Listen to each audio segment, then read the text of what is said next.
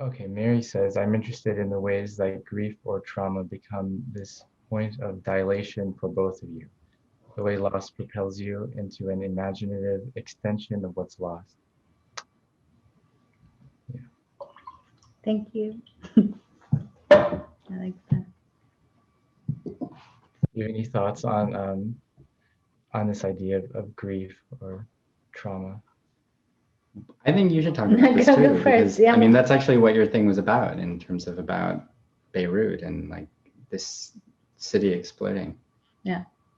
You go. I mean, the thing I would say is that I think the thing it took me this last year or two to realize is that, I mean, I thought all of this, this whole political historical project was a way of traveling through this grief and dilating it. And I think what I realized in the last year is that it was also, that isn't possibly true. And it is also possible it's a way of dissociating from feeling anything. And it's a way of dissociating from feeling grief. And so, and from feeling. And so this could just be me being a cynical skeptic of like every feeling I have, you know, but I think, you know, I think I wanted to interpret the project in a certain way, but then I realized that maybe I was creating a city that would forever push me away from the actual source of this pain. So I think I had to realize that maybe I had to just travel directly towards that. Maybe I can just sort of say that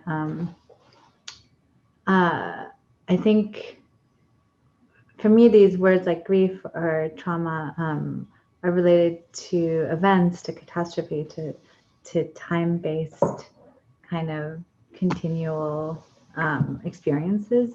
And part of the reason I started to work on more speculative projects is because I was very frustrated with the way we talk about the future as like, in the future, it will be Armageddon, right?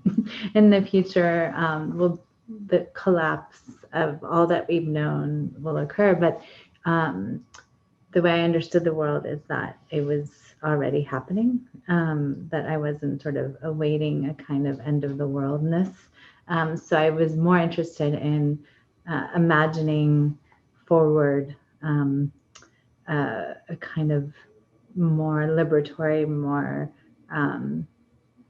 more speculative, as in like returning to the body, not speculating based on the language of finance, speculating based on a real body in real space, and so yeah. So I think for me, this question of like where the turn happens.